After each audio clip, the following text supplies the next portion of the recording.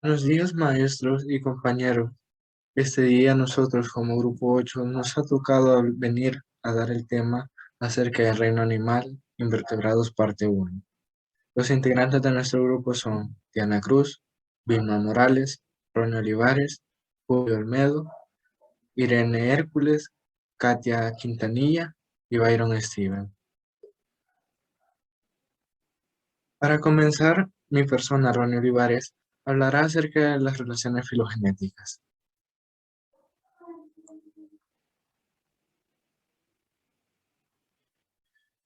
La filogenética es una disciplina encargada de clasificar a los seres vivos, dando cuenta de su historia evolutiva, la misma que se desarrolló especialmente a partir de mediados del siglo XX y ha tratado de dar cuenta de un orden que lo respecta a distintas especies, orden que podía visualizarse como la intención de Linneo, que fue quien usó una base para hacer la filogenética. Como resultado de la aplicación de esta disciplina, se obtiene una estructura de ramificaciones que puede parecer un árbol, estructuras que van dando cuenta de todas las especies existentes, que se van remontando a sus antepasados comunes, estructuras que dan cuenta de distintas relaciones existentes entre especies. Como podemos ver en la diapositiva, hay un diagrama que parece un árbol. Este es el que habla acerca de ramificaciones. Depende de la especie o del ambiente en que esté. Este diagrama va a ir cambiando según las especies que existan. La tesis más aceptada que lo respecta a este tema es que todos los organismos que poblan la faz de la Tierra derivan de uno primigenio, aparecido hace millones de años. Este primer organismo tuvo distintas mutaciones que dieron lugar a otro, siguiendo el proceso hasta la actualidad. Este proceso se enmarcaría dentro de los postulados que la evolución, aquellos que establecen que las mutaciones generan aleatoriamente, que es el ambiente que van haciendo sean beneficiadas en el detrimento de otras. En efecto, algunas características de los organismos serían una ventaja en lo que respecta a la supervivencia y reproducción, ventaja que implicaría adopción de nuevos ambientes. Aquellos rasgos ventajosos tendrían, por lo tanto, que perdurar.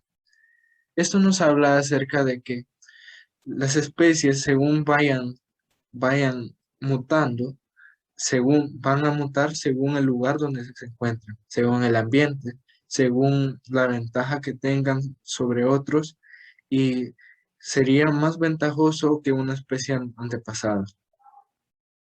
La filogenética intentaría dar cuenta de los pasajes y derivaciones de los seres vivos a otros. La misma sería fundamentalmente especulativa, porque es posible dar cuenta de todo proceso evolutivo con hechos finalmente observables. Es por ello que como para elaborar una historia de los organismos que sea factible. Al respecto, puede decirse que los actuales procedimientos de la filogenética han modificado distintas formas de clasificarse de los seres vivos. Dichos procedimientos se basan en el establecimiento de características comunes y características diferentes, características evaluadas a distintos niveles.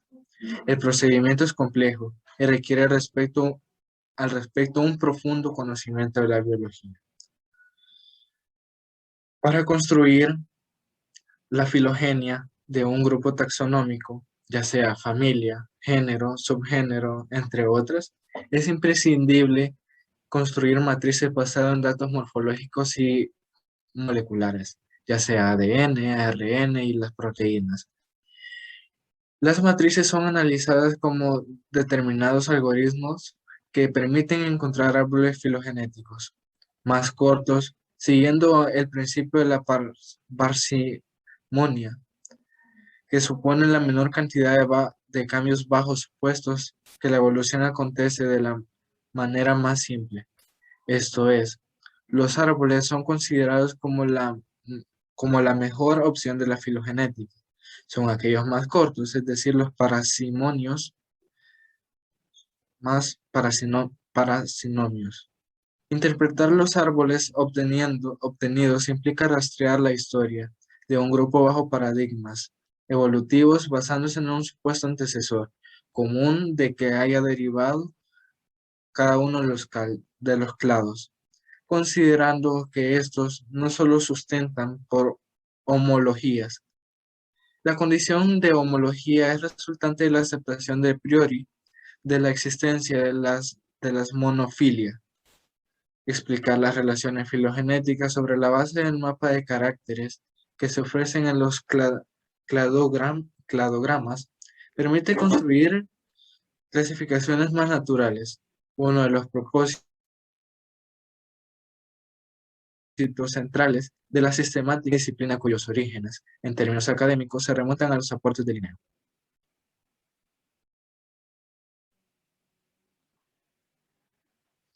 Vamos a hablar ahora acerca de la clasificación de la filogenética. La filogenética tiene una importancia fundamental, el concepto que se tenga de las unidades de estudio, ya que estos grupos de organismos son los que se van a estudiar después, y sobre esto se basa la construcción teórica y práctica posterior. Grupo monofilético. Los grupos monofiléticos son la base para el estudio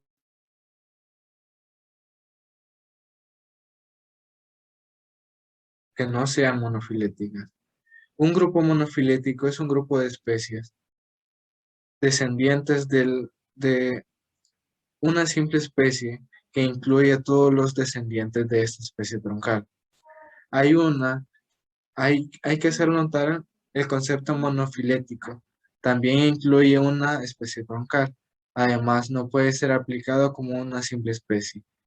Un grupo monofilético debe contener, por definición, al menos dos especies. Por lo tanto, el monofilium está formado por un grupo de especies filogenéticas cerrado, es decir, un grupo de especies que se mantienen entre ellas la relación de parentesco más cercana posible, sin ningún taxón externo tenga relación igual o más cercana.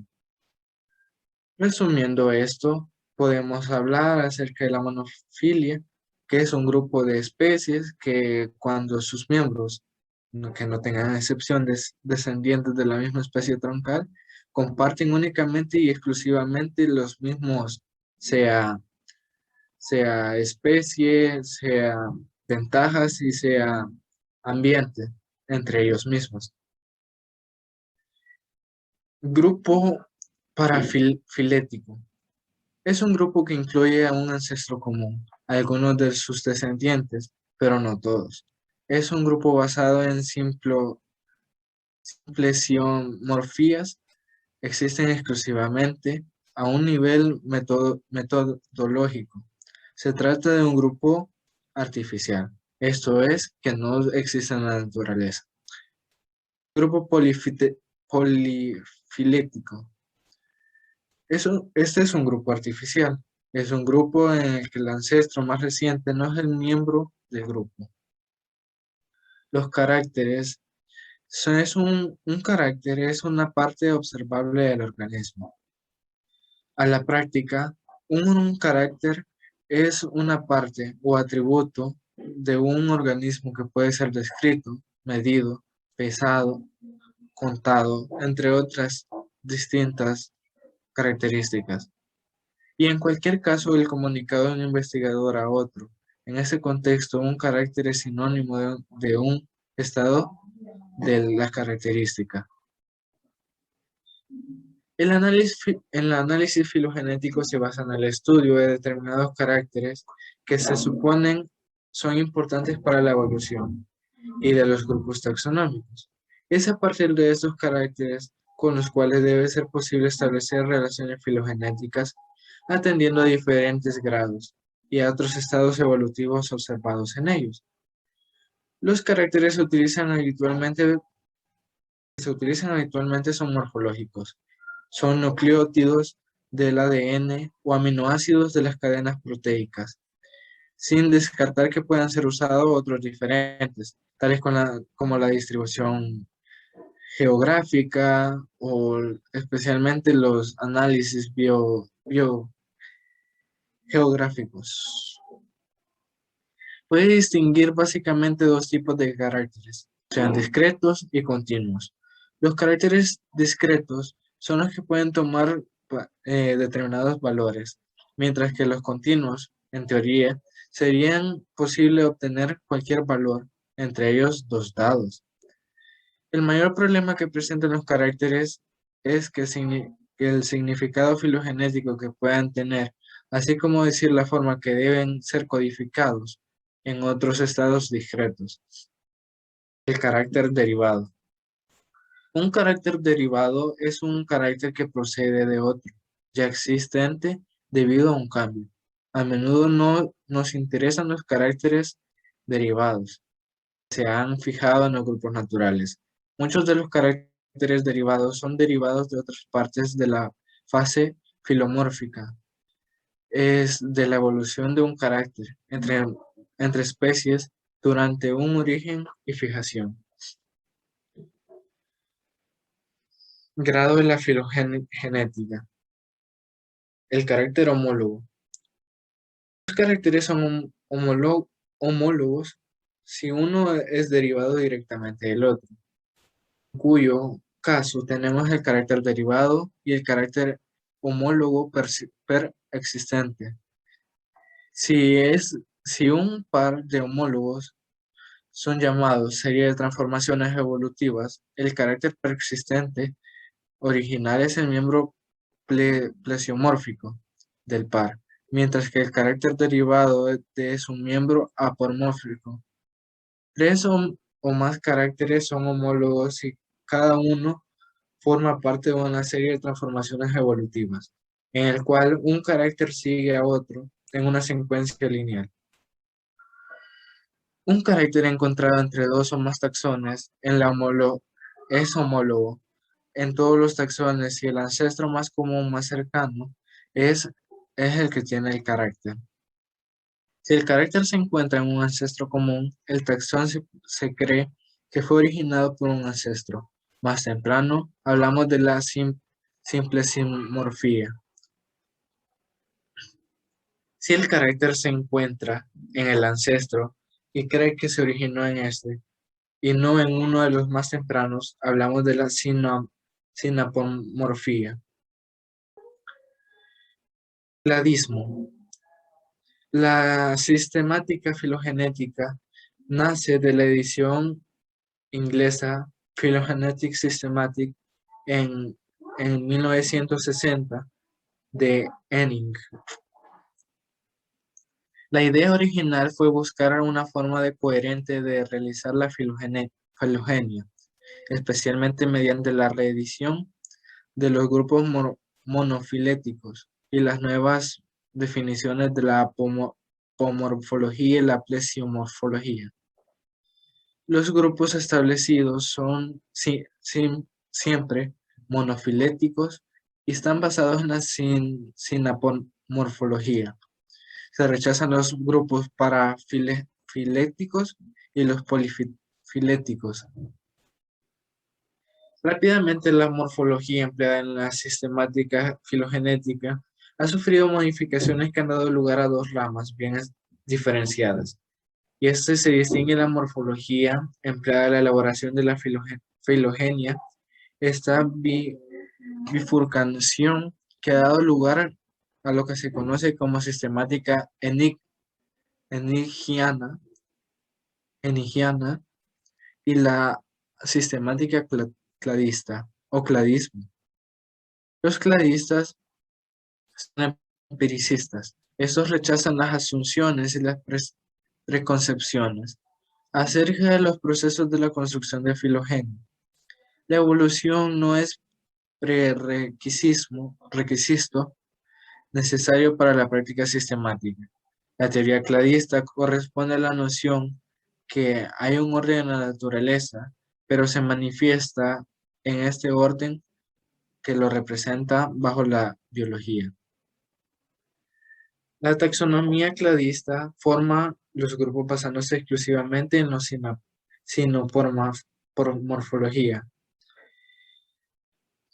El análisis cladista es una búsqueda basada en los parsimonia para una clasificación jerárquica de las unidades terminales que han sido determinadas por una serie de atributos como métodos estrictamente numéricos. No hay requerimientos de un modelo que relacione estos árboles con los procesos biológicos o reproducción o descendencia. La taxonomía se podría llamar como base la descripción de las nuevas especies. Sigue siendo la mayoría de taxonomía descriptiva de tipo lineano o finético.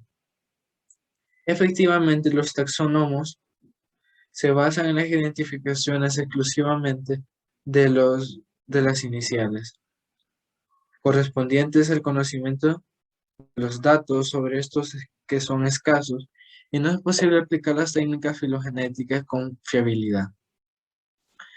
Así podemos encontrar en la práctica dos fases bien diferenciadas en el estudio sistemático de los organismos. Una primera fase que forma el estudio empírico y una nueva especie que se basa en el conocimiento de tipo fenético que se poseen agrupando los especímenes de las semejanzas filogenéticas junto a los taxones u otros para situar los taxones en una posición filogenética determinada.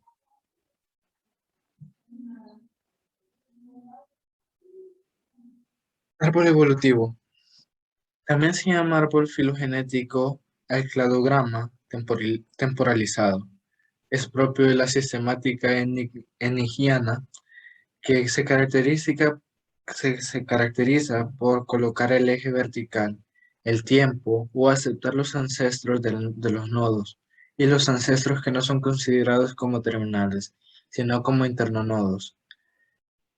Al igual que los cladogramas, el eje horizontal y el ángulo bifurcaciones no tienen ningún significado especial. Técnicas y usos de la filogenética. Para comenzar hablaremos de la filogenética molecular, que es la técnica de la filogenia que se investiga las relaciones entre los seres vivos mediante análisis moleculares de la secuencia de ADN, ARN y las proteínas. La filogenética molecular es la principal que usan todos los biólogos evolutivos para inferir las relaciones entre los seres vivos, y es la que únicamente se usa para resolver las relaciones entre los seres vivos y la que únicamente para resolver las relaciones entre los organismos.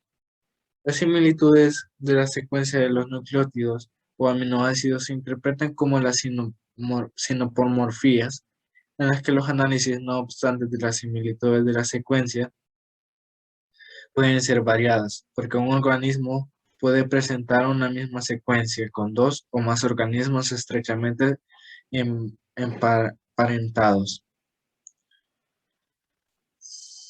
La filogenética morfológica es una técnica de la filogenia que investiga las relaciones entre los seres vivos mediante el análisis morfológicos de la anatomía comparada, homología, embriología, alometría y los fósiles. Las similitudes morfológicas entre los organismos pueden ser un indicativo de parentesco, pero posteriormente se demostró que las similitudes morfológicas pueden evolucionar convergentemente en linajes. Actualmente se usan ciertos caracteres morfológicos que pueden emplearse para determinar relaciones. También es usada para algunos zoólogos y botánicos evolutivos para determinar ciertos caracteres morfológicos válidos entre sus grupos de estudio, animales y las plantas.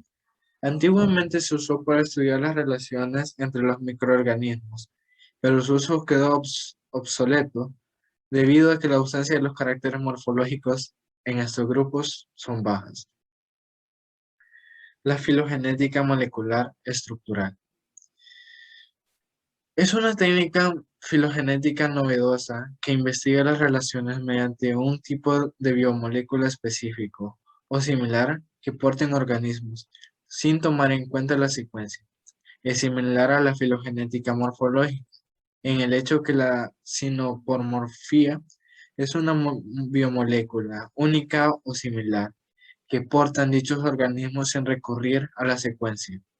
Por ejemplo, las bacterias, que son un dominio que se caracteriza por tener una pared celular, peptido- peptidoglicanos, se determinaron filogenéticamente mediante la presencia de una proteína única y similar. Como un punto interesante, hablaremos acerca de si dos especies pueden estar relacionadas. Esto es correcto, pueden estar relacionadas, ya que hay muchas especies diferentes de los mamíferos o tipos de mamíferos como los ratones. Ellos son roedores y como sabemos existen los ratones, los mapaches y distintos animales que van correspondiente al grupo de los roedores. Y todas están relacionadas. Para determinar qué tan diferentes son las especies relacionadas evolutivamente, esto requiere mucho trabajo. Entonces es un poco más difícil saber esta tarea de separarlos filogenéticamente. Muchas gracias.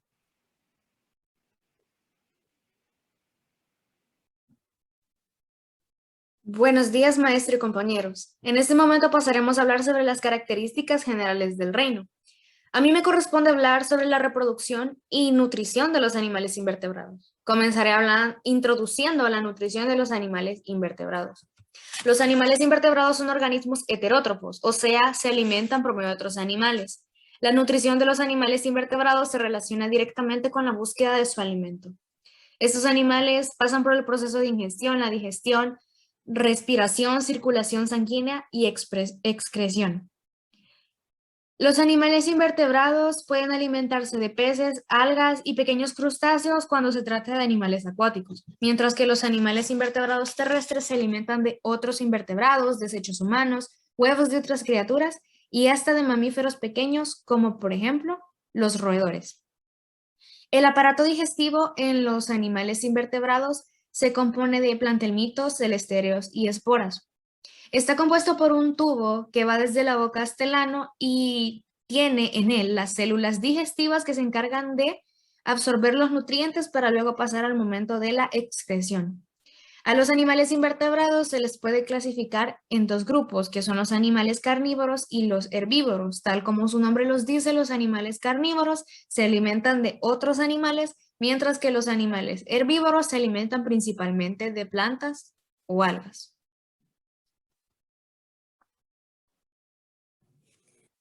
De manera general, podemos clasificar a los animales invertebrados en 5 grupos, que son artrópodos, compuestos por patas con articulaciones, cabeza, tórax, abdomen, antenas y en algunas ocasiones alas.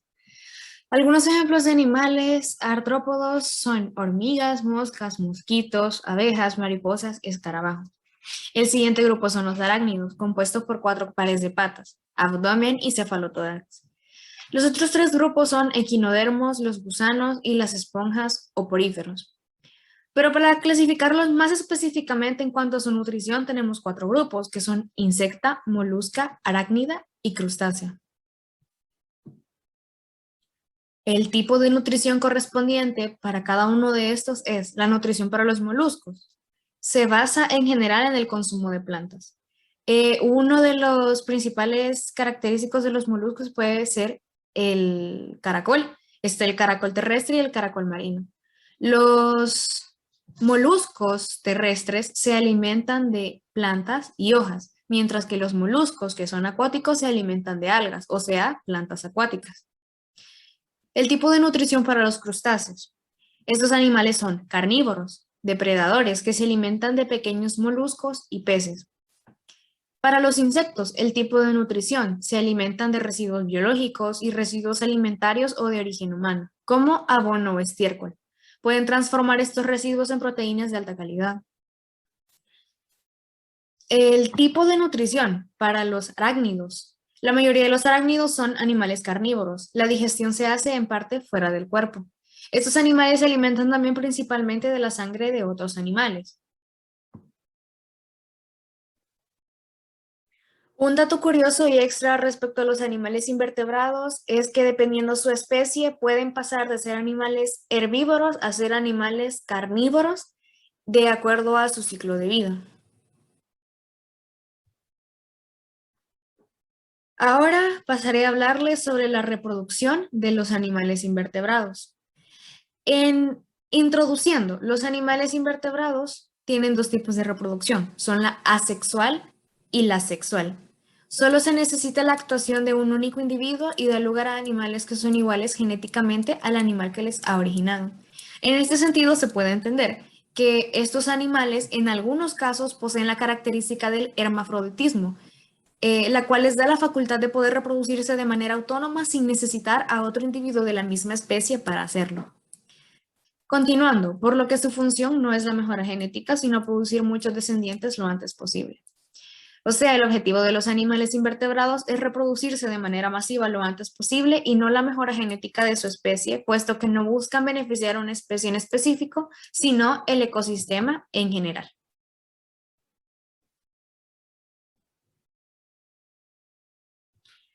La clasificación de los animales invertebrados según su reproducción son los siguientes grupos: los poríferos, nidarios, plantelmintos, nemátodos, anélidos, moluscos, equinodermos y los artrópodos. La reproducción porífera. La reproducción más común en el mundo de las esponjas, o sea, poríferos, es la sexual, siendo la mayor de las especies hermafroditas. Los individuos pueden actuar como el género masculino, expulsando en el agua su esperma, creando huevos que sean fecundados. Una vez fertilizados, dichos huevos se transforman en larvas, que se mueven libremente por el agua hasta que alcanzan la madurez, y tras un proceso de metamorfosis encuentran un sustrato al que aferrarse. Debido a la condición titipotente de sus células, no obstante, algunas esponjas también pueden reproducirse asexualmente, que es una excepción a la regla. Existen muchos mecanismos para hacerlo, aunque el más común es de la fragmentación, a partir de una yema que crece y se desprende del cuerpo de una esponja y se desarrolla un nuevo individuo, que permanece unido al cuerpo de la esponja original para formar parte de la colonia o puede independizarse.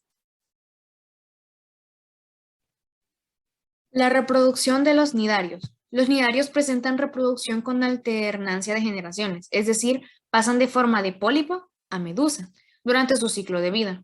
Los pólipos tienen reproducción asexual, las medusas sexual.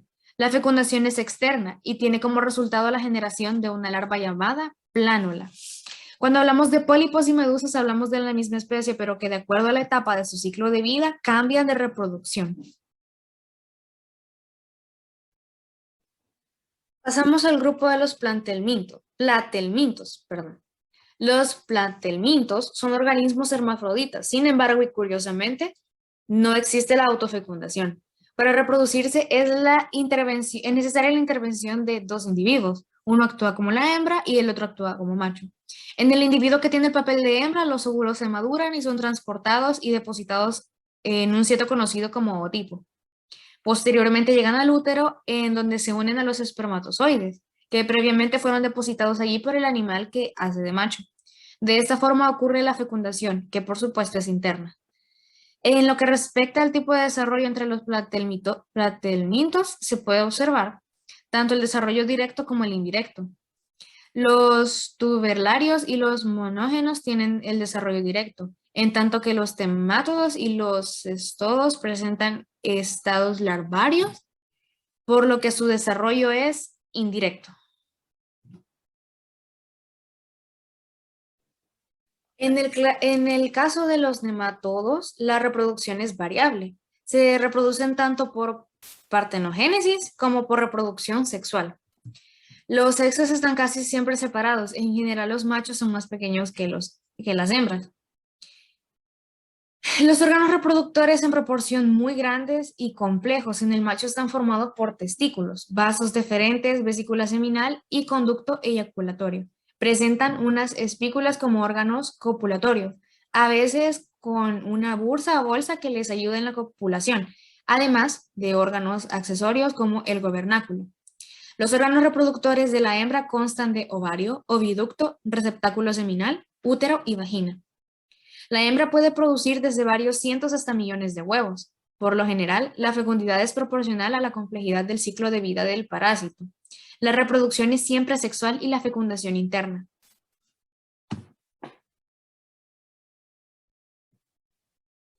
El grupo de los anélidos. Uno de los más claros ejemplos de esta especie son las lombrices de tierra. Casi todas son hermafroditas. Por fecundación externa se realiza su reproducción. Darán lugar a crías idénticas a los adultos en aspecto físico y estructuras. Los poliquetos o gusanos marinos suelen ser unisexuales o dioicos, es decir, que hay diferenciados machos y hembras en una misma especie.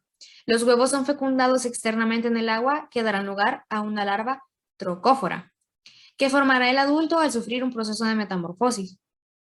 Los uridíneos o sanguijuelas son animales hermafroditas o monoicos, es decir, que son individuos que no presentan sexos separados.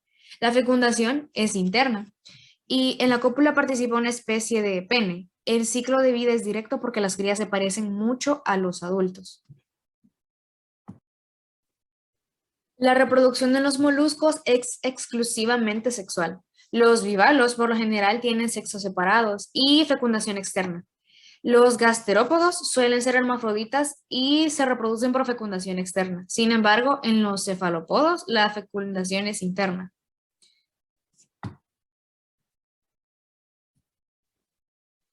En el caso de los equimodernos se reproducen sexualmente, aunque en algunas clases hay ejemplos de reproducción asexual.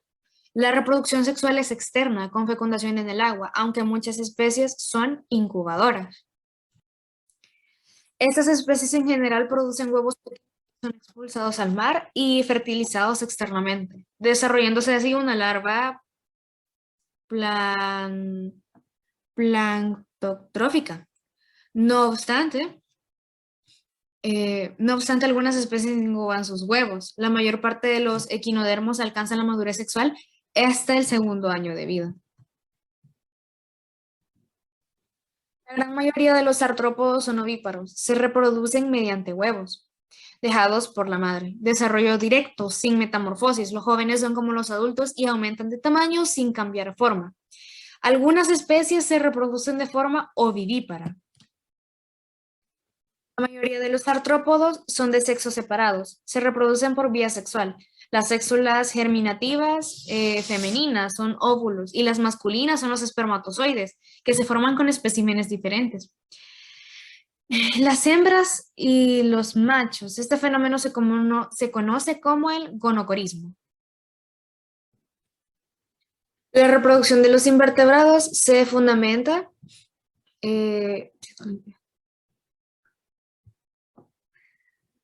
La reproducción de los invertebrados se fundamenta en favorecer a las especies en términos poblacionales y no a los individuos. La porífera presenta una alta capacidad de regeneración y la reproducción sexual se da por fecundación interna en los coanocitos. Retomamos en esta parte algo que se mencionaba al principio de la reproducción de los animales invertebrados, y es que ellos se preocupan principalmente por favorecer a un ecosistema en general y no a una especie en específico, mucho menos a ellos mismos. Nuevamente, repito, no buscan la mejora genética. Los anélida, por su parte, algunos son hermafroditas, uno actúa de hembra y otro de macho. Pueden presentar intercambio mutuo de esperma. Los molusca presentan representantes basales y derivados, es así como los gasterópoda actuales han perdido una gónada y la otra toma la forma espiral del manto visceral. A su vez, los cefalópoda exhiben particulares cortejos y presentan un tentáculo especializado para transferir los espermatóforos. Finalmente, para concluir con la reproducción de los invertebrados, para los artrópoda destacan los pertenecientes a la clase de insecta que son dioicos. Pueden presentar comportamientos de cortejo. La fecundación por su parte es interna en los terrestres y externa en los acuáticos. Mantienen a su vez un ciclo de vida corto con alto potencial reproductivo, altas tasas de natalidad y un número elevado de generaciones. Esto quiere decir que los animales invertebrados, al poseer una esperanza de vida bastante corta, buscan producirse de manera elevada para poder así tener suficientes generaciones y prácticamente eso.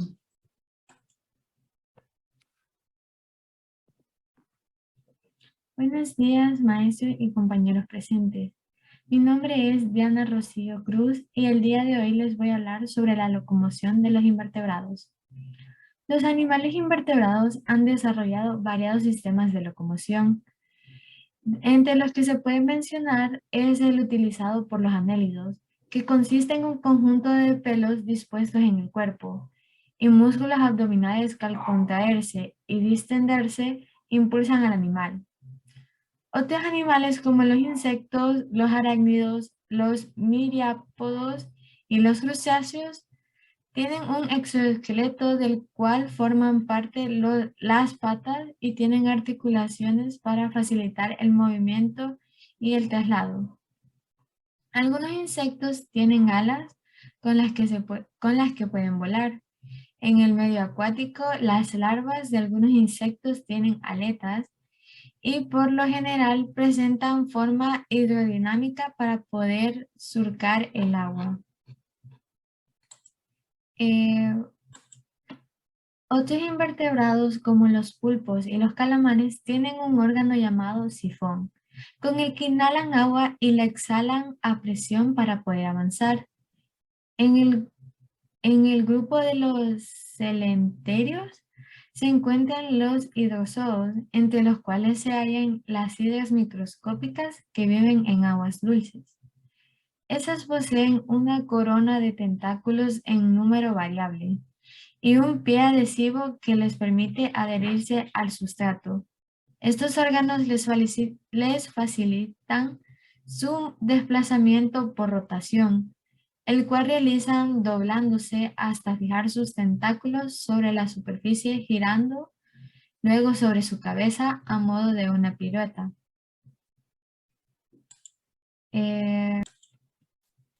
El movimiento forma parte de la vida de los animales. La mayoría de los animales tienen maneras de moverse por su entorno para atrapar comida, escapar de los depredadores o encontrar pareja.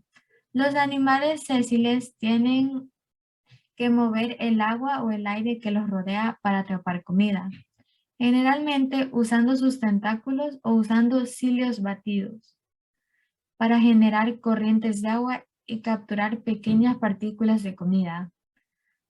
La mayoría de los filamentos de los animales incluyen especies que nadan, pero ya sea que vivan en la tierra o en los sedimentos del fondo del mar y en los lagos, los animales se arrastran, caminan, corren, saltan o se quedan quietos. La locomoción requiere energía y la mayoría de los animales gastan una cantidad considerable de energía de su tiempo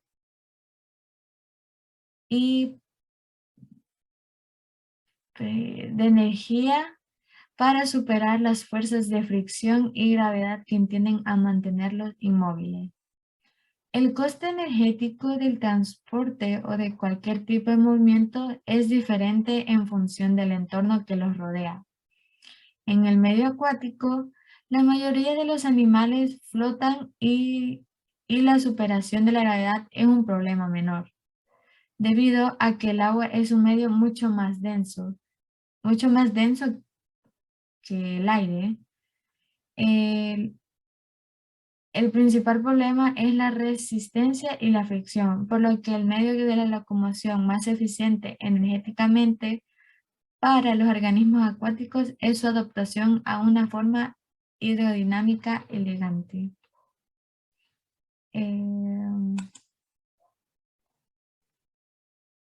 Prosiguiendo con el tema, tenemos los artrópodos, que este grupo de invertebrados pertenece a más o menos el 80% de los invertebrados. Habitan en todos los medios acuático, terrestre y el aéreo. Como un ejemplo de artrópodos tenemos los crustáceos, que pueden ser cangrejos, gambas, centollos, etc. y su estructura es un exoesqueleto especialmente duro donde lleva sales de calcio.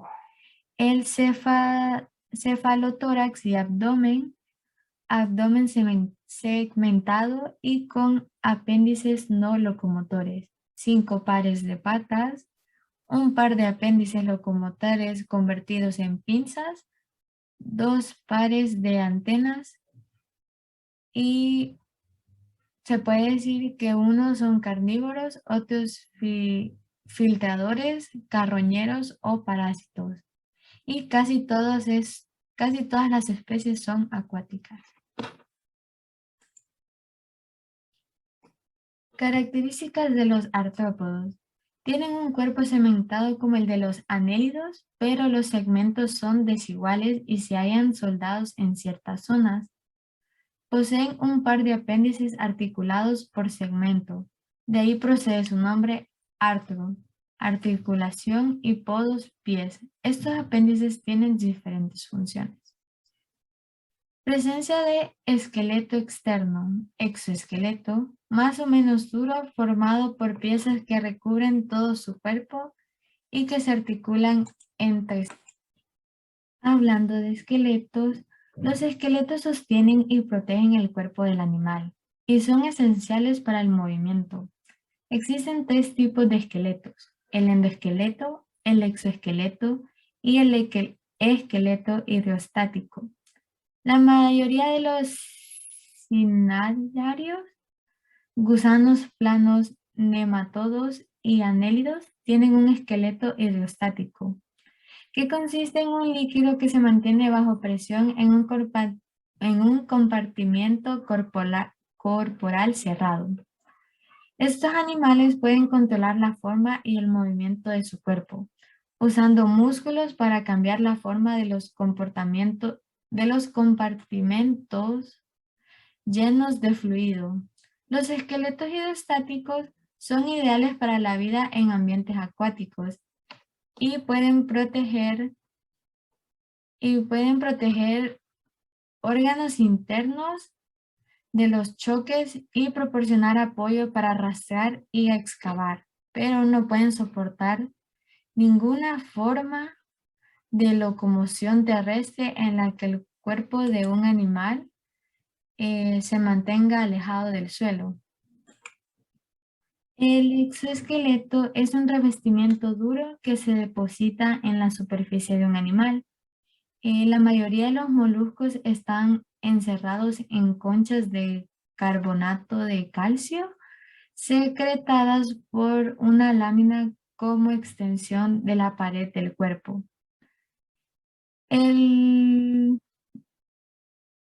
Los animales aumentan el diámetro de la cáscara añadiendo a su capa exterior.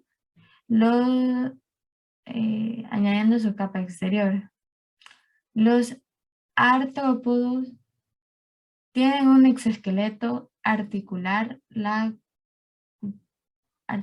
que es la cutícula. A medida que el animal crece en tamaño, el exoesqueleto de un artrópodo debe ser periódicamente mudado y reemplazado por uno más grande. Y tenemos un tercer tipo de esqueleto, que es un endoesqueleto, el cual consiste en elementos de soporte duros enterrados dentro de los tejidos blandos de un animal. Las esponjas, por ejemplo, estas se refuerzan con espículas duras o consistentes en material inorgánico o fibras blandas, hechas de proteínas o de fibras blandas que están hechas de proteínas. Los equinodermos tienen un endoesqueleto de placas duras debajo de la piel y los erizos de mar tienen un esqueleto de osículos fuertemente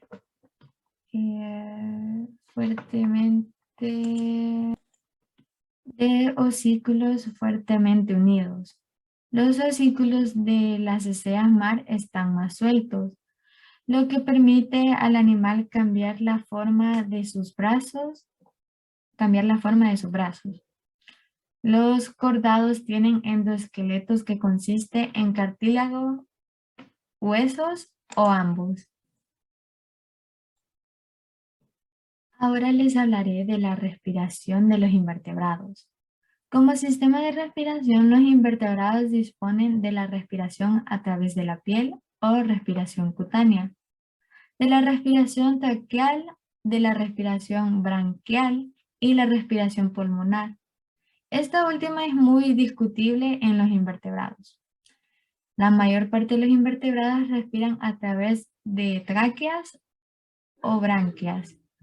Algunos de los invertebrados, sin embargo, captan el oxígeno del aire por respiración pulmonar, pero es algo más raro y se da en algunos moluscos y ciertos arácnidos. Sin embargo, los animales más primitivos, como las esponjas,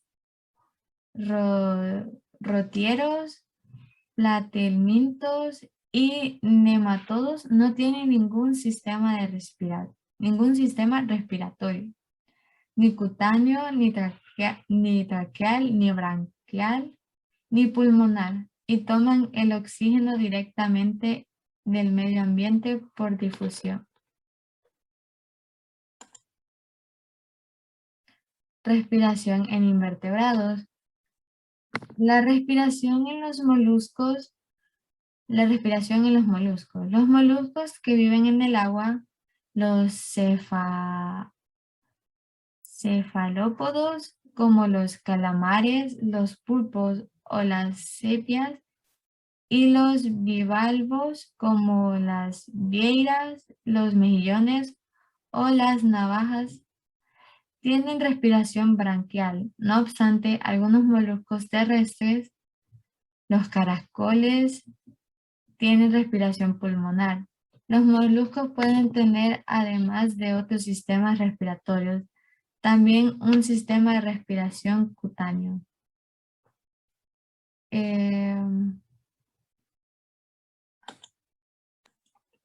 Seguimos con la respiración branquial en los invertebrados. Los animales con respiración branquial poseen las branquias, ya su nombre lo menciona. Los órganos respiratorios son las branquias y pueden ser externas o internas, pero siempre se encuentran bien vascularizadas. La respiración branquial es propia de los animales acuáticos. La respiración branquial se da en los moluscos bivalvos y los cefalópodos. Además de los cefalópodos, también se puede dar en los crustáceos, en los equidermos y en los anélidos poliquetos.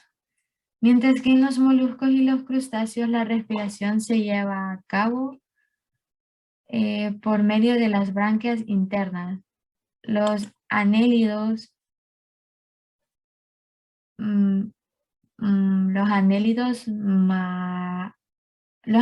marinos y los equidermos se respiran a través de las branquias externas. Buenos días, profe Eduardo. Mi nombre es Vilma Morales y yo les voy a hablar acerca de los poríferos. Dentro de la clasificación de animales invertebrados podemos encontrar a los poríferos, que estos también son conocidos como esponjas marinas. Los poríferos son un filo de animales acuáticos que se encuentran dentro del subreino Parazoa. Su cuerpo no está formado por auténticos tejidos, sino por células libres que actúan de forma coordinada y que cumplen funciones concretas, pero tampoco responden a sistemas especializados. La mayor parte de las células de los poríferos en este sentido son totipotentes y pueden viajar a través del animal y transformarse en cualquier tipo de célula según sea necesario. Estos animales son mayoritariamente marinos, sésiles, lo que significa que están sujetos a rocas y carecen de auténticos tejidos. Son filtradores gracias a un desarrollado sistema acuífero de poros, canales y cámaras que generan corrientes de agua provocados por el movimiento de unas células flageladas, los coanocitos. Existen unas 9.000 especies de esporas en el mundo, de las cuales solo unas 150 viven en agua dulce. Una curiosidad de estos poríferos es que las esponjas eran una de las pruebas de los antiguos Juegos Olímpicos. En la anatomía de los poríferos, básicamente, estos constan de una cavidad interna que comunica al exterior por un conjunto de poros y por una abertura mayor llamada ósculo. El agua entra a través de los poros, el animal la filtra, quedándose con las partículas alimenticias y expulsa el sobrante por el ósculo. En la imagen se observa sus partes, que este sería el ósculo, que es por donde sale el agua. Los poros que sirven para que entre el agua y el esqueleto de espículas silíceas o fibras de esponjina. Los poríferos se pueden reproducir de forma asexual o sexualmente. En la reproducción asexual, muchas esponjas producen yemas que acaban desprendiéndose y en algunos casos contienen alimentos almacenados. Las especies de agua dulce producen gémulas complejas, pequeñas esferas bien organizadas con arqueocitos y varias capas protectoras, entre ellas una gruesa de colágeno sostenida por espículas de tipo anfidisco.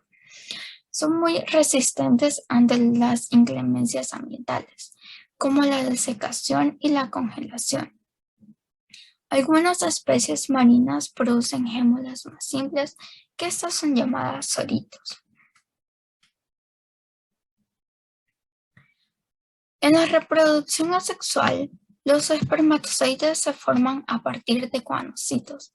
Cuando todos los de una cámara sufren la espermatogénesis y originan un quiste espermático. Los óvulos a partir de coanocitos o de arqueocitos se rodean de una capa de células alimentarias. Los espermatozoides y los óvulos son expulsados al exterior a través del sistema acuífero. En este caso, la fecundación se produce en el agua y da lugar a larvas planctónicas. En el tipo de nutrición de los poríferos, estos contienen una nutrición heterótrofa, debido a que son incapaces de fabricar su propio alimento y la obtienen por medio de los alimentos que otros animales sintetizan. Se alimentan de materia orgánica, bacterias y pequeños organismos planctónicos que se encuentran en suspensión en el agua que circula por el interior de su cuerpo. En la respiración de los poríferos, esta es por difusión directa del oxígeno disuelto en el agua. De la misma manera, el dióxido de carbono y el amoníaco generados por el animal son eliminados por difusión simple a través del agua.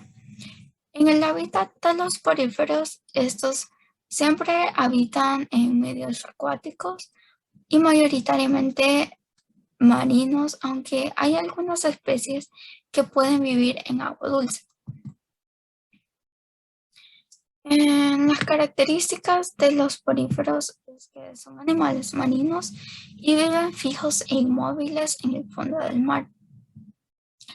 Estos se consideran que las esponjas tienen una organización celular, cuya organización es tisular. Las esponjas son prácticamente incapaces de desplazarse. Muchas carecen de simetría corporal, por lo que no tienen una forma definida. También carecen de boca y aparato digestivo, por lo que su digestión es intracelular. La forma corporal de estos animales es como la de un saco, con una abertura grande en la parte superior llamada ósculo, que en esta es por donde sale el agua, y por muchos poros en las paredes, que es por donde entra el agua.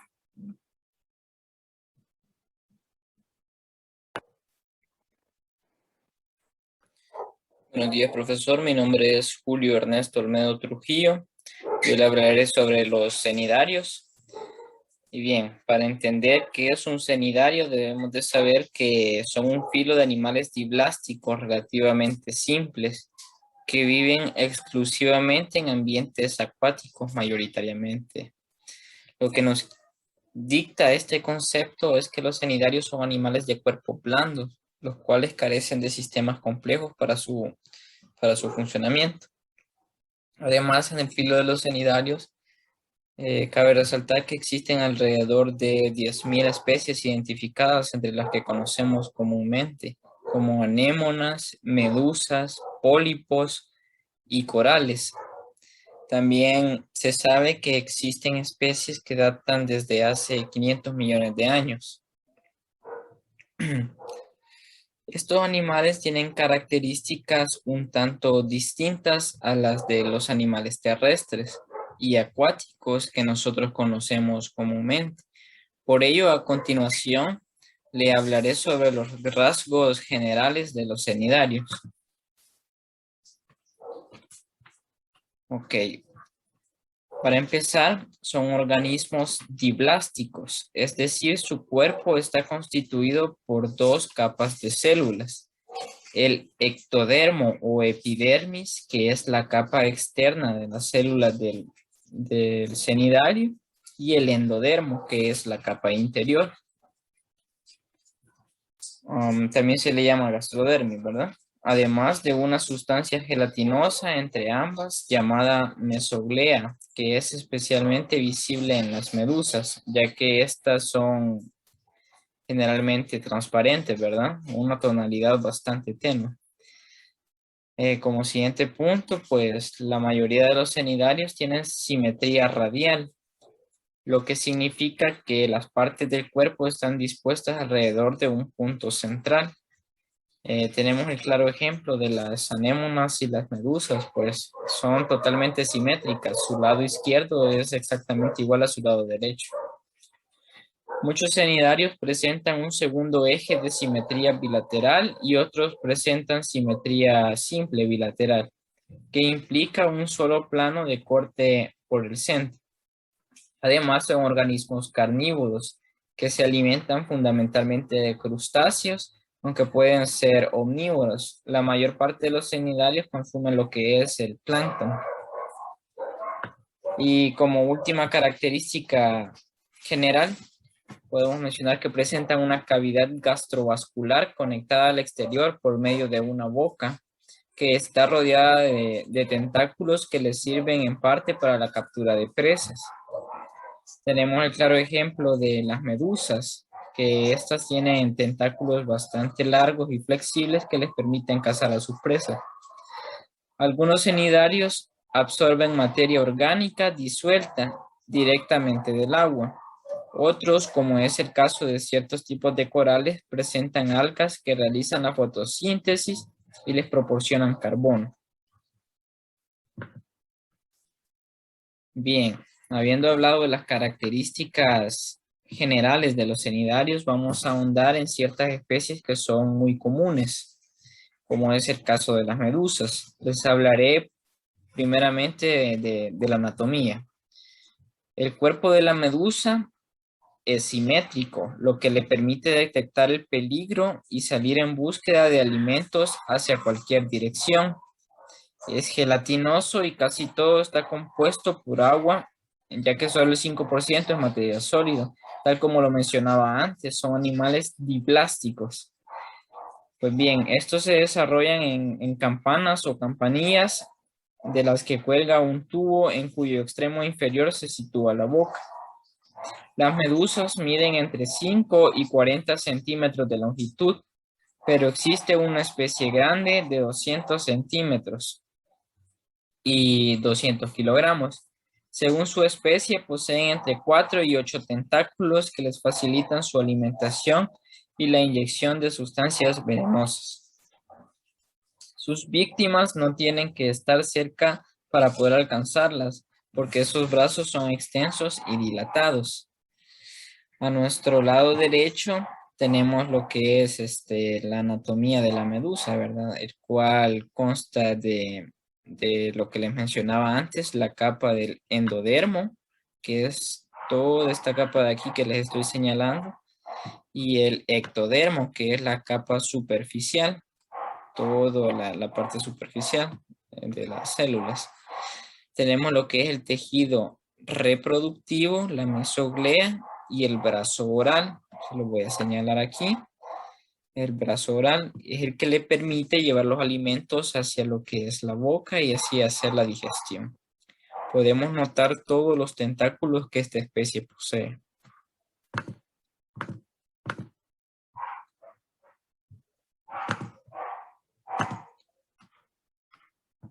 Bien, ahora les voy a hablar sobre lo que es el ciclo de vida de las medusas. El ciclo vital de una medusa típica se inicia con la fecundación externa que se produce tras la expulsión de gametos, en ocasiones hasta millones, por parte de medusas de ambos sexos. A partir del óvulo fecundado se desarrolla una larva ciliada llamada plánula, de vida libre y planctónica. A los pocos días se fija en el fondo y se transforman en un pólipo. El pólipo, que puede perdurar varios meses, es asexuado y genera las larvas de medusas, denominadas éfiras. Tienen forma estrellada y alcanzan la madurez sexual al cabo de unos meses. Dependiendo de la especie, la medusa puede vivir entre 6 y 2 años. Bien, a nuestro lado derecho podemos notar que tenemos el ciclo de vida de la medusa. Todo inicia con los gametos, los cuales al ser fecundados se transforman en los óvulos y estos pues evolucionan hacia larvas, ¿verdad? Aquí la podemos ver. Después de ser larvas, estas se transforman en pólipos, los cuales se van desarrollando. Aquí les voy a encerrar lo que es un pólipo ya desarrollado. Este pólipo, como lo mencionaba la lectura, desprende lo que es una larva en forma de estrella, que es la que va dando origen a lo que es una medusa. Aquí les estoy señalando lo que es una medusa pues bastante juvenil. Y por último tenemos lo que es la medusa adulta, ¿verdad? Y ese proceso se va repitiendo.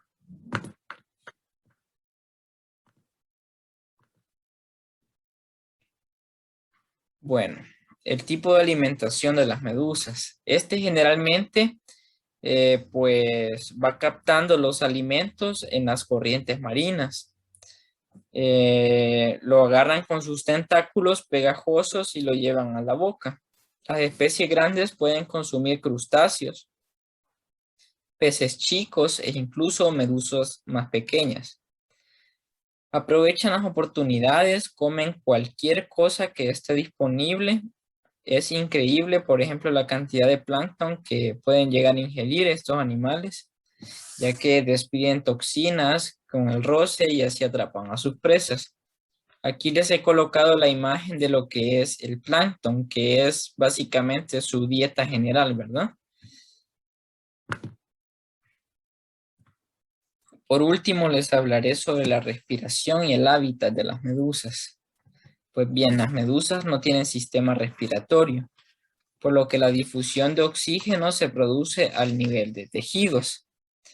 Es decir, el oxígeno que está disuelto en el agua atraviesa libremente el cuerpo del animal y va pasando de unas células a otras. Y respecto al hábitat, las medusas poseen un hábitat bastante amplio en el océano, donde se congregan unas 2000 especies, ¿verdad? Algunas viven en las aguas frías del Ártico y otras en las aguas cálidas del trópico. En nuestras costas salvadoreñas, pues es bastante frecuente que en determinadas épocas del año hayan alertas por aglomeraciones de medusas. Buena parte de ellas se mantienen en el fondo del mar y otras cerca de la superficie. No es común que se aglomeren en un mismo lugar, pero cuando sucede se habla de la presencia de una floración de medusas y es bastante importante saber esto. Bueno, habiendo hablado ya de las medusas, ahora hablaremos de otro cnidario que es muy común, que son los corales. Hablando de su anatomía, podemos decir que los corales son diminutos organismos de textura blanda, que cuentan apenas con estómago, boca y tentáculos, parientes de medusas y anémonas marinas. Es importante aclarar que la palabra coral no hace referencia a una taxonomía en específica. Por el contrario, se emplea para hablar de antozoos de forma global, sin distinciones entre aquellos de esqueleto duro o flexible. A nuestro lado derecho tenemos lo que es la anatomía del coral. Podemos ver, se lo voy a señalar, podemos ver los tentáculos que son pues de donde ellos captan sus presas, ¿verdad? Diminutas.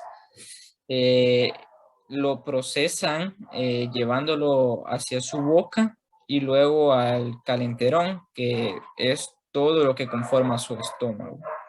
Al igual que las medusas, poseen en la capa ectoderma y endoderma, ¿verdad?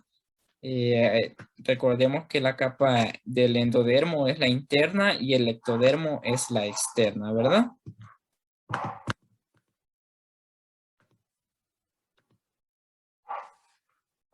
Bien, sobre el ciclo de vida de los corales podemos decir que todo comienza con un coral anclado a una piedra marina. Poco a poco va dividiéndose en centenares o miles de copias. La parte caliza de los animales va creando conexiones mutuas armando una colonia. Esto quiere decir que de un coral pueden nacer muchos a partir de pequeñas piezas, ¿verdad? Y lo que respecta al tipo de nutrición, pues está provisto de tentáculos tan penetrantes como venenosos. Los extienden al anochecer para trocear y consumir zooplancton, así como diminutos peces. Los pólipos tienen un comportamiento similar de una planta. Permanecen en un único sitio aprovechando ahí la energía solar. Pues en las imágenes podemos notar cómo se va dividiendo el coral, ¿verdad? Para reproducirse y así generar las grandes colonias, ¿verdad? De coral. La respiración de los corales se da mediante branquias.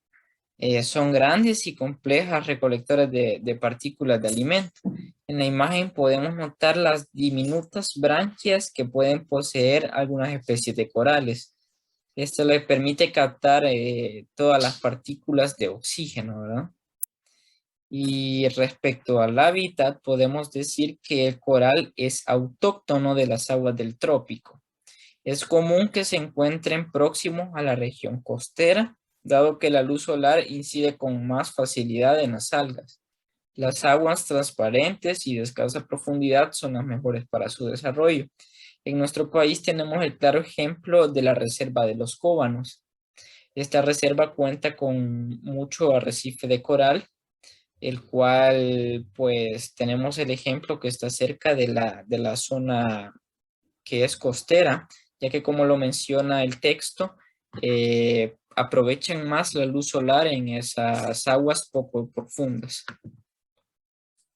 Les voy a hablar sobre la anatomía de la anémona. El cuerpo de la anémona de mar es una columna central que puede ser lisa o con algunas protuberancias, en las cuales es posible detectar la presencia de nematocistos.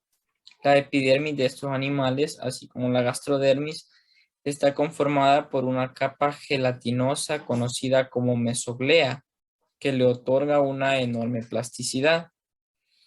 Toda la conformación de la anémona está constituida por fibras contráctiles que no guardan relación con el tejido muscular de los animales más evolucionados, ¿verdad?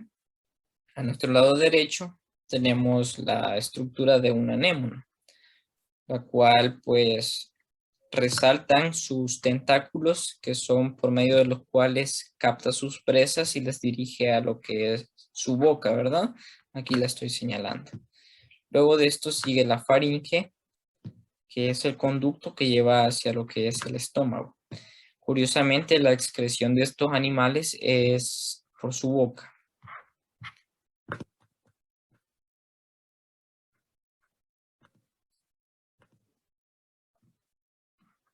El ciclo de vida de la anémona. La reproducción de los cnidarios puede ser asexual en algunas especies o sexual. En el caso de la anémona, tiene ambas.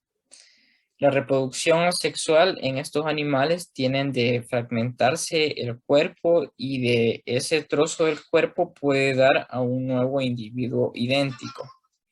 En el caso de la reproducción sexual, en la mayoría de las especies existe el sexo masculino y femenino por separado. Podemos notar en las imágenes cómo se da la reproducción asexual en las anémonas. Se va duplicando y da origen a un nuevo ser idéntico. El tipo de nutrición de la anémona. Las anémonas de mar se valen de sus tentáculos para liberar las neurotoxinas que contienen y de esta manera atrapan pequeños animales que nadan en las inmediaciones de estos animales y de los cuales va a alimentarse. Por otro lado, mantienen una relación simbiótica con un tipo de algas conocidas como zooxantelas que viven adheridas a las anémonas. Estas algas realizan el proceso de fotosíntesis y proveen al animal de oxígeno y azúcares. Primeramente, pues, podemos notar aquí en la imagen cómo hace su ciclo de alimentación. Capta el pez por su boca y por su misma boca lo excreta sus residuos. Y con respecto a la simbiosis que ésta hace, pues sabemos que una simbiosis es la relación entre dos especies que se benefician mutuamente. Esta es una alga que le provee de oxígeno y azúcares, mientras que la anémona beneficia a la alga dándole su resguardo. La respiración de la anémona. Esta se realiza a través de un intercambio gaseoso, a través de la epidermis, inyectando el oxígeno a cada una de las células internas. Lo que quiere decir es que el oxígeno que está disuelto en el agua atraviesa libremente el cuerpo del animal y va pasando de unas células a otras, oxigenando todo el cuerpo. El hábitat. Estos animales se encuentran en la mayoría de las cuencas oceánicas, desde las frías aguas del Ártico hasta la Antártida, pasando por las aguas templadas y calidad de las zonas tropicales. Se pueden hallar estos animales en aguas tan profundas donde la luz solar no llega. Muchas variedades viven en zonas costeras donde existen mareas bajas, pero tienen una importante capacidad para sobrevivir fuera del agua. Para ello repliegan sus tentáculos y sus cavidades se llenan de agua de mar. Esto impide que la anémona se seque hasta la llegada de la marea alta. En nuestro país, en el único lugar que se pueden encontrar anémonas es en la reserva de los Jóbanos. Cabe destacar que la anémona hace mucha simbiosis con lo que son peces, les sirve de resguardo y los peces se hacen inmunes a las toxinas que ellas despiden. Bien, y esto sería todo sobre mi parte. Muchas gracias. Continuando con los animales invertebrados, también encontramos a los platelmintos, que estos animales también son llamados gusanos planos. Son un filo de animales invertebrados acelomados, protostamos triblásticos, que comprende unas 20.000 especies. Mayormente se desenvuelven como parásitos, es decir, parasitando en otros animales. Son los animales más simples que presentan interneuronas, además de una mayor concentración neuronal en una zona determinada del organismo. Estos animales suponen, por tanto, un avance fundamental en la evolución. En la anatomía de los platalmintos, morfológicamente son aplanados dorsoventralmente y tienen simetría bilateral. Su cuerpo es blando y no presentan segmentación. La mayoría de ellos tienen un tamaño microscópico y los que son más grandes son extremadamente finos. En la imagen se muestran las partes de estos animales, como el cerebro, los ojos, el lóbulo sensorial, el nervio ventrolateral, el intestino, la boca y la faringe. En los tipos de reproducción de los platalmintos podemos encontrar la asexual y la sexual. En la reproducción asexual, este tipo de reproducción se caracteriza porque no hay fusión de gametos sexuales. Los descendientes se originan directamente a partir de un progenitor. Se da a través de dos procesos, los cuales son la fragmentación y la partenogénesis. En el caso de la fragmentación, a partir de los fragmentos de un animal, se puede generar un individuo adulto. Este tipo de reproducción es especialmente característica de los turbellarios. En la partenogénesis, consiste en que a partir de óvulos no fecundados de hembras vírgenes se desarrolla un individuo adulto.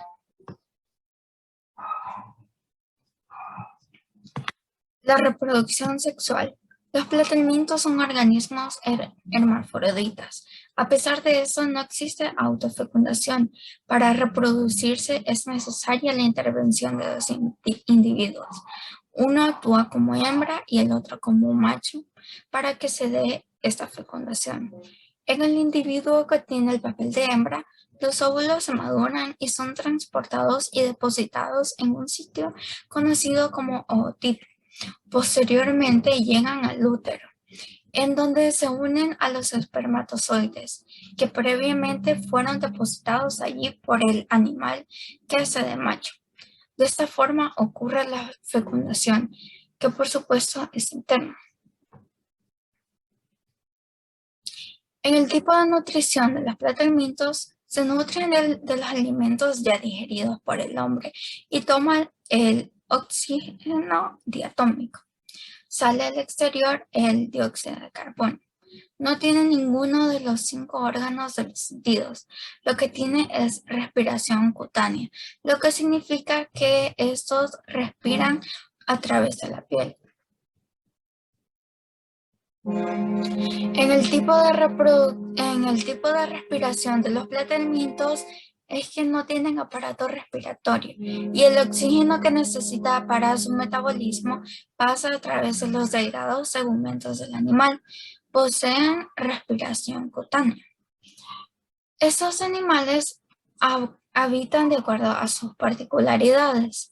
Los platalmintos se localizan en ambientes marinos, fluviales, terrestres húmedos y aéreos. Buenos días, profesor Eduardo y compañeros. Mi nombre es Katia Quintanilla y esta mañana les presentaré las características de los nematodos y los rotíferos. Primero, ¿qué son los nematodos?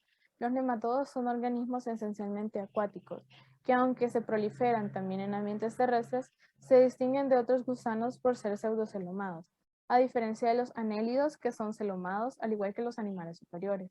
Existen diferentes especies de vida libre, marinas, en el suelo y especies parásitas de plantas y animales, incluyendo el ser humano. La anatomía de los nemátodos. Los nemátodos son animales diminutos en forma de gusano que habitan en el suelo.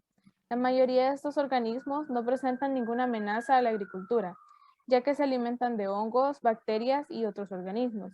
Sin embargo, hay un grupo que sí representa un riesgo para nuestra producción de hortalizas.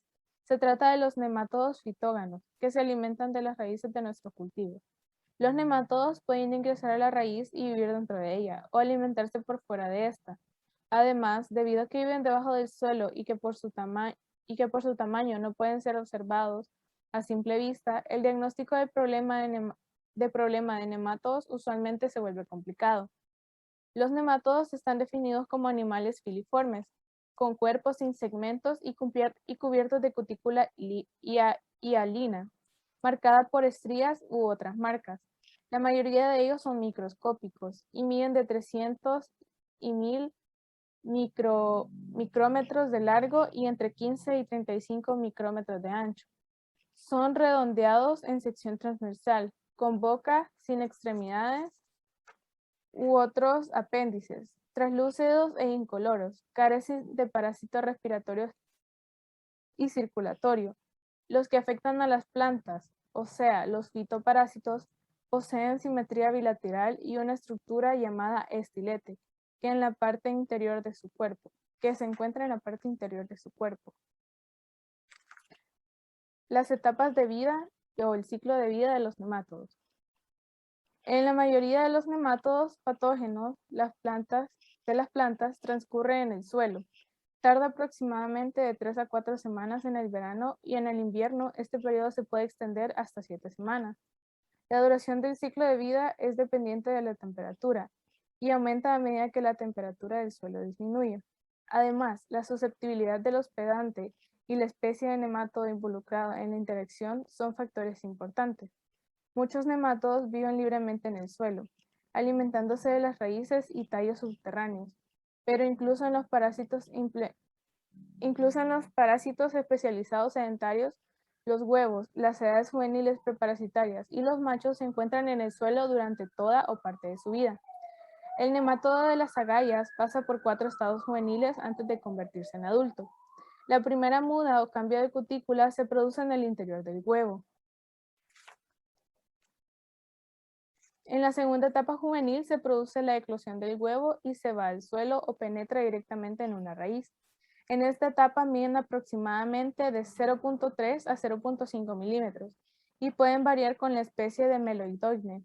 La segunda etapa es la forma infectiva del nemátodo de las agallas, que se mueve a través de las partículas del suelo y va a las raíces de las plantas huéspedes. Por lo general, la penetra a la punta de la raíz y migra entre las células para establecer un sitio de alimentación. En este momento se convierte en un endoparásito sedentario.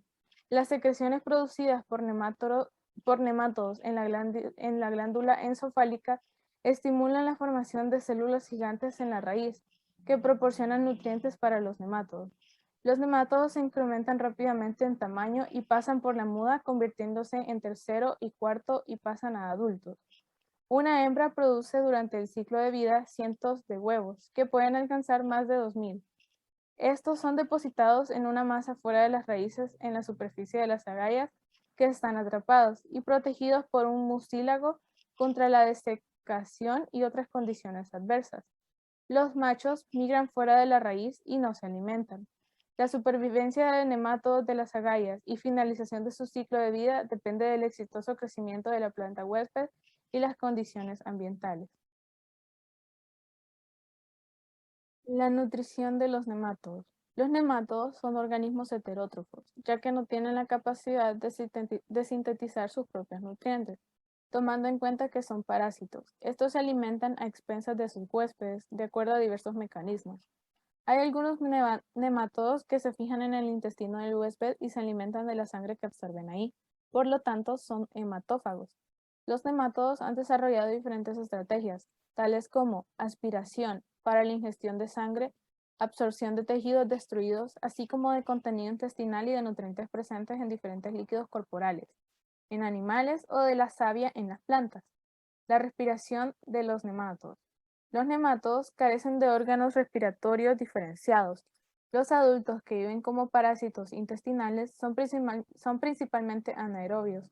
En ellos falta el ciclo de Krebs y el sistema de citocromo, pero todos pueden utilizar el oxígeno si está disponible.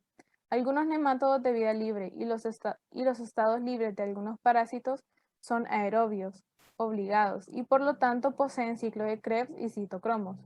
No poseen sistema respiratorio bien desarrollado.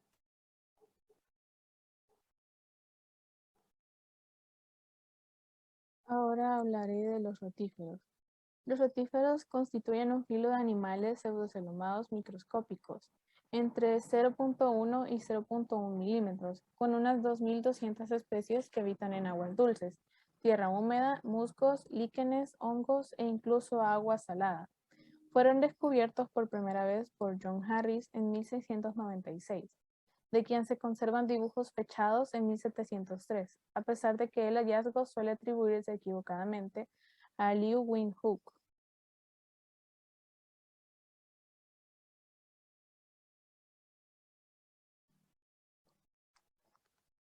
La anatomía de los rotíferos. Son unas especies dióticas con una longitud comprendida entre 40 micrómetros y 3 milímetros. Los machos son más pequeños que las hembras y en algunas especies no existen cosmopolitas, dulceacuólicas, la mayoría marinas y terrestres.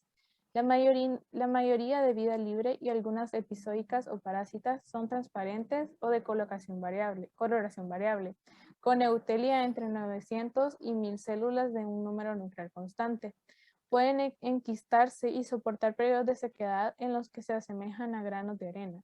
Soportan variaciones de temperatura comprendidas entre 40 grados centígrados y menos 272 grados centígrados. El cuerpo de los rotíferos se encuentra cubierto por una especie de cutícula que tiene entre sus funciones mantener la forma del cuerpo. Igualmente, esa cutícula se encarga de proteger al animal a través de algunas protuberancias como espinas o tubérculos. Además de la cutícula, la pared del cuerpo está constituida también por una capa de musculatura y una membrana basal conformada por epitelio.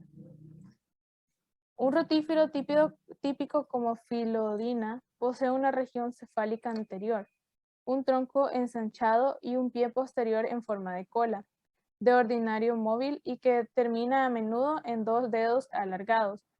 Cada dedo contiene una glándula del cemento de fábrica de secreción pegajosa mediante la cual el animal puede adherirse temporalmente a algún objeto.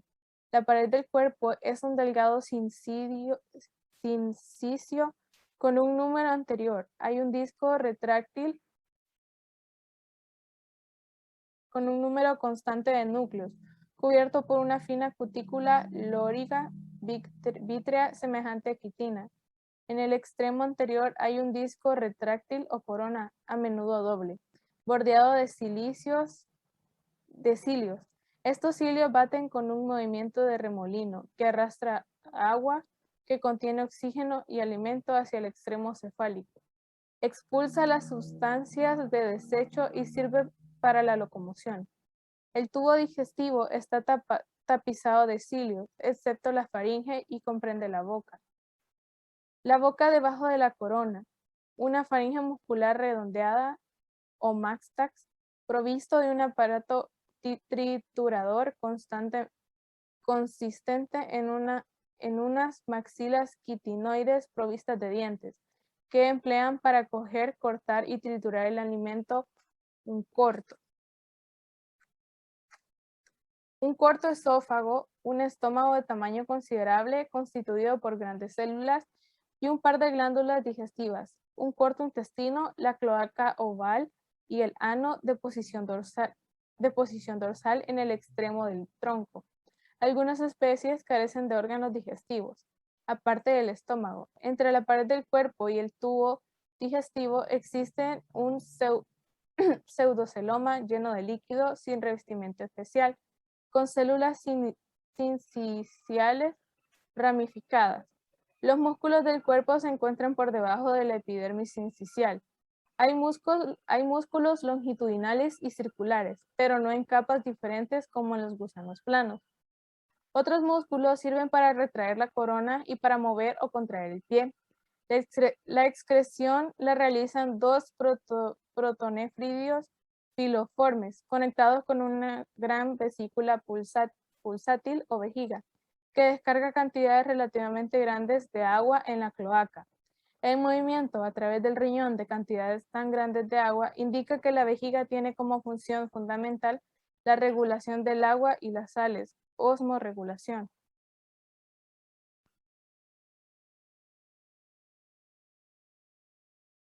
Los rotíferos se reproducen sexual y asexualmente.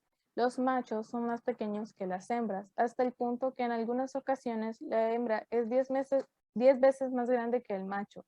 También hay algunas especies en las que no existen individuos machos, ya que las hembras se reproducen por partenogénesis. La cópula se produce por impregnación hipodérmica.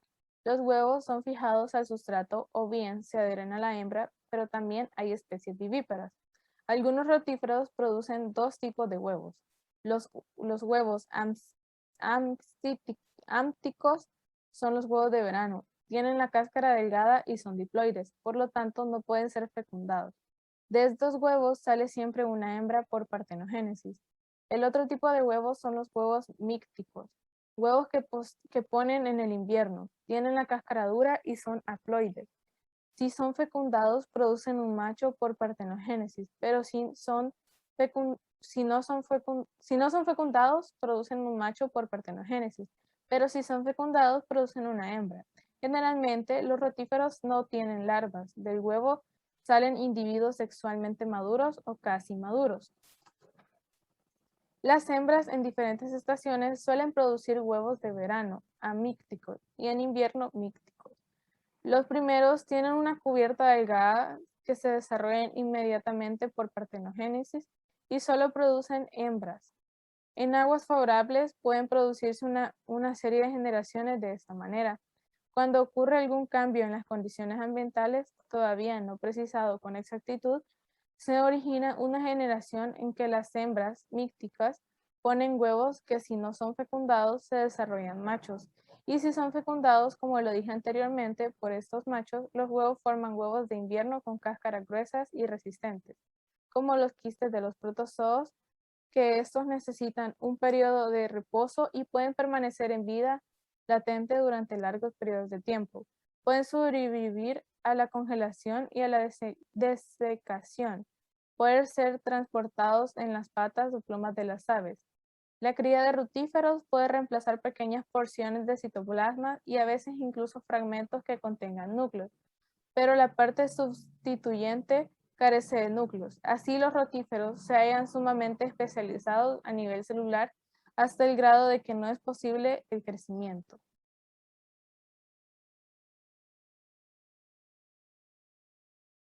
La respiración de los rotíferos. Los rotíferos no poseen órganos respiratorios, por lo que respiran por la superficie del cuerpo. Por esta razón son incapaces de vivir en medios anaerobios.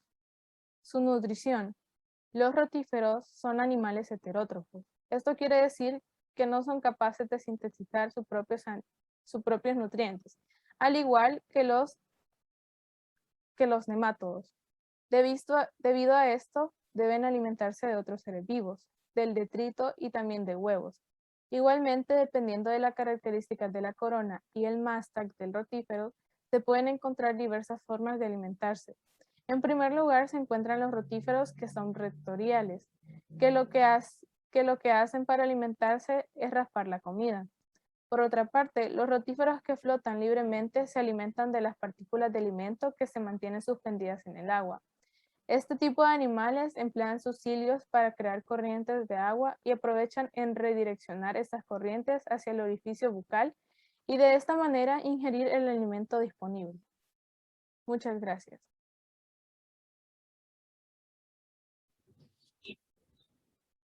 Buenos días, mi nombre es Byron Delgado y voy a hablarles sobre la importancia de los animales invertebrados. Los invertebrados conforman el grupo de animales más grande y diverso de todo el mundo. Los hay terrestres y marinos, en cada rincón de nuestro planeta, desde las cumbres altas y nevadas hasta las fosas profundas y oscuras del océano. Actualmente se han descrito aproximadamente 1,3 millones de especies de invertebrados en el mundo, siendo los insectos quienes encabezan la lista, con alrededor de 1 millón de especies descritas. Cada día se descubren nuevas especies de invertebrados. Un ejemplo de esto puede ser que solo en España se describen anualmente entre 250 y 300 nuevas especies. Y es probable que solo hayamos descrito un porcentaje muy pequeño de estos, apenas entre el 4,4 y el 26%. Al igual que en muchos otros grupos de organismos, la diversidad de los invertebrados aumenta sustancialmente en las áreas tropicales. Comenzaremos hablando de la importancia ecológica. Con ecología nos referimos a la parte de la biología que estudia las relaciones de los seres vivos entre sí y con el medio en el que viven. Los invertebrados cumplen roles importantes en los ecosistemas. y ayudan al mantenimiento de la biodiversidad, al ser herbívoros, polinizadores, dispersores de semillas, presas, depredadores, parásitos, parasitoides, filtradores de agua y descomponedores. Desde siempre, los invertebrados han sido una parte de la vida del ser humano, y varios de ellos sirven de alimento para las personas, y para su ganado también. Y otros ayudan a polinizar cultivos, a mantener controladas plagas y enfermedades. Y ciertos grupos pueden causar problemas al infestar cultivos o ser vectores de enfermedades, para no producir impactos negativos en la salud y en el bienestar humano. Por eso, estudiar y entender su fisiología, comportamiento, interacciones con otros grupos bióticos y con el ambiente son de suma importancia para promover la conservación de los invertebrados benéficos, controlar a los perjudiciales y fomentar el desarrollo sostenible.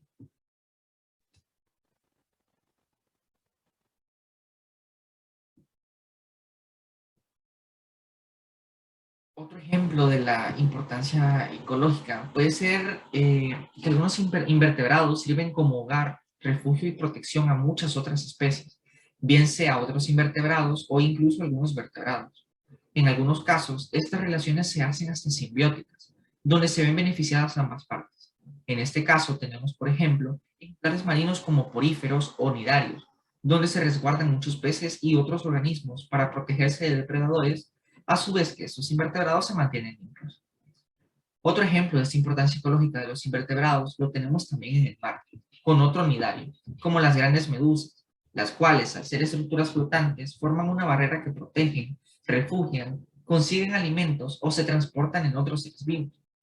Algunos nemertinos, como Tetrastema phocensis, han establecido simbiosis con bivalvos como Scrovicularia plana, para resguardarse, mientras que su presencia hace que no se asienten otros organismos parásitos.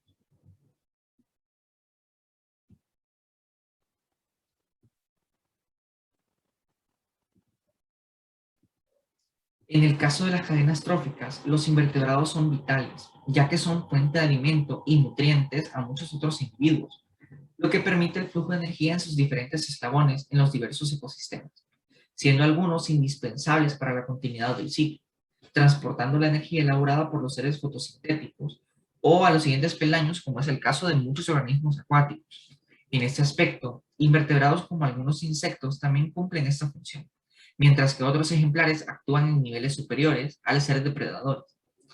En relación a otras etapas del ciclo trófico, la importancia ecológica de los invertebrados también recae en la capacidad recicladora de nutrientes que poseen muchos de ellos, al ser organismos descomponedores de materia orgánica que se nutren de cadáveres y desechos como las heces, y permitir tanto los elementos como la energía permanezcan en continuidad en los diferentes ciclos biogeoquímicos, así como en el. En este caso tenemos, por ejemplo, algunos antrópodos y patelminos. Ahora les hablaré sobre la importancia alimenticia.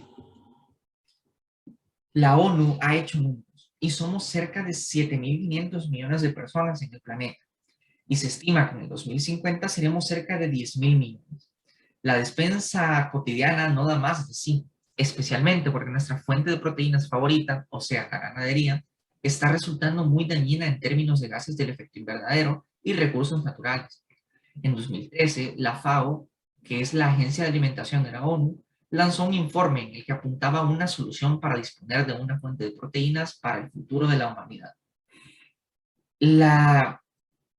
El consumo de invertebrados, específicamente de insectos. Aunque la crianza de animales más conocida sea la ganadería, también existe la cría de invertebrados, denominadas bajo diferentes disciplinas. La primera de las que les hablaré es la helicicultura, que es la cría de caracoles terrestres. Con fines comerciales, la especie más comúnmente se cría en las granjas de caracoles o granjas helicícolas, es la Helix aspersa. Los caracoles estuvieron presentes a lo largo de la historia de la humanidad, no solo como parte de su alimentación, sino también como elementos importantes dentro de las regiones, las artes, la medicina y las tradiciones de diferentes culturas de diferentes épocas. A principios del siglo XX, debido a que la demanda de caracoles y su valor económico era cada vez mayor, algunos pioneros realizaron los primeros intentos de cría verdadera, es decir, controlando todas las fases del ciclo del caracol, incluyendo la producción de crías. Actualmente ya se puede hablar de las crías de caracoles como, o escicultura, perdón, como una actividad zootécnica reconocida internacionalmente pese a la variedad de sistemas de cría existentes. Si bien existen varias especies de caracoles terrestres de la familia Elicidae que son comestibles y pueden criarse en cautividad, la mayoría de explotaciones comerciales, también llamadas helicicultivos, trabajan con la especie Helix aspersa o caracol común de jardín. No obstante, esta especie también se comporta como una plaga agrícola que inflige daños a cultivos. La siguiente disciplina es la lombricicultura, o también llamada vermicicultura, que consiste en una serie de operaciones relacionadas con la cría y producción de lombrices detritívoras, o sea, formadoras de humus, y el tratamiento por medio de ellas mediante un proceso de oxidación biológica de residuos biológicos orgánicos para su reciclaje en forma de abono denominado humus de lombriz, lombrihumus o lombricomposta. La lombricultura no debe confundirse con el lombricompostaje o vermicompostaje. Este último término hace referencia al proceso biotécnico por el cual las lombrices son utilizadas con finalidad de convertir residuos orgánicos en lombricomposta o humus de lombriz.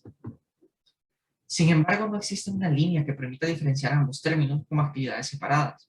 De hecho, la relación es tan íntima que la optimización del proceso de reciclaje de residuos permite maximizar el cultivo de lombrices, obteniendo mayores cantidades de carne de lombriz y lombricomposta o humus de lombriz.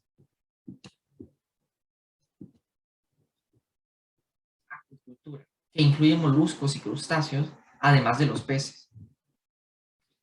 Es un conjunto de actividades, técnicas y conocimientos de crianza de especies acuáticas, tanto vegetales y animales. Es una importante actividad económica de producción de alimentos, materias primas de uso industrial y farmacéutico, y organismos vivos para repoblación u ornamentación. Los sistemas de cultivo son muy diversos. Pueden ser de agua dulce o de agua de mar, y desde el cultivo directamente en el medio hasta instalaciones bajo condiciones totalmente controladas. Los cultivos más habituales corresponden a organismos planctónicos, macroalgas, moluscos y crustáceos. Los profesionales encargados de esta labor son los ingenieros pesqueros, ingenieros zootecnistas, ingenieros acuícolas y los biólogos marinos. Cabe recalcar también que no todas las crías de animales invertebrados son aptas para el consumo humano. Un ejemplo de esto puede ser la apicultura. Puede ser la sericicultura, que es la cría del gusano de cera. Esta última se centra en el cultivo para el uso industrial, para la extracción de seda para el uso textil. Y no se puede consumir ya que ese animal es extremadamente venenoso. Y como por último, pero no menos importante, la más conocida de todas, la apicultura, que consiste en la cría de abejas. Aquí se presentan los cuidados necesarios con el objetivo de obtener y consumir los productos que son capaces de elaborar y recolectar las abejas.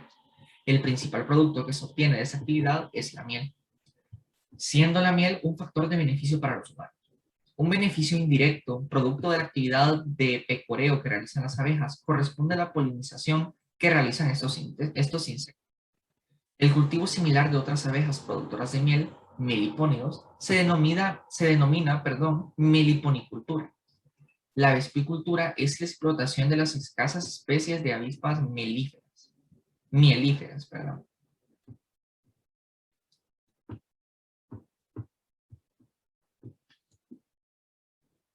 Importancia medicinal. Por último, y para terminar de entender la importancia que tienen los invertebrados en el día a día, es interesante recalcar que una gran variedad de especies ha sido repetidamente utilizada en valiosos estudios médicos y genéticos, muchas de ellas relacionadas con la lucha contra el cáncer, también como herramienta de investigación, contribuyendo al avance de la ciencia. De todas estas especies podemos citar a Drosophila melanogaster y a la Ceanoraviditis elegans, que fue el primer organismo multicelular cuyo genoma pudo secuenciarse por completo. Estas pueden citarse como dos de las mayores protagonistas en este tipo de proyectos de investigación. Las propiedades anticancerígenas de las sustancias activas que se extraen de algunas especies marinas son doblemente eficaces respecto a las terrestres.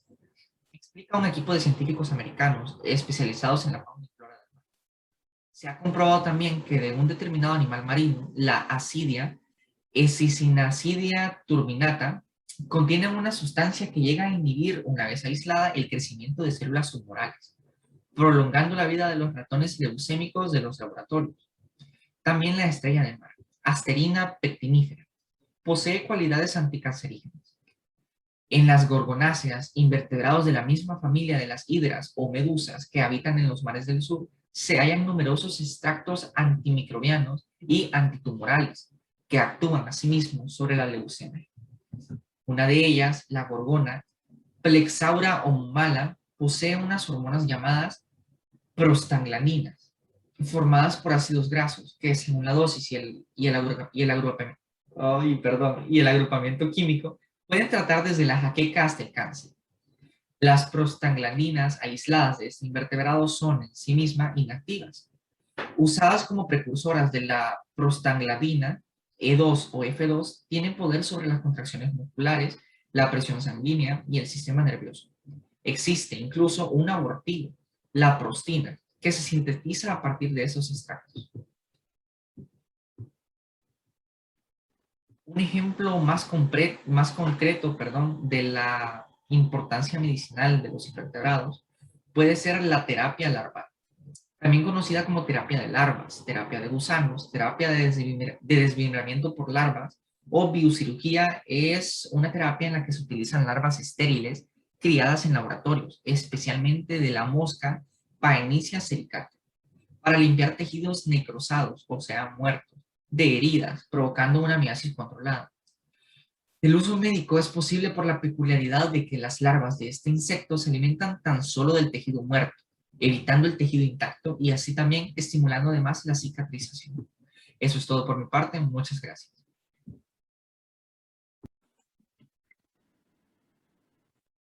Siguiendo con la importancia de los invertebrados, les hablaré sobre la importancia de los invertebrados en la industria.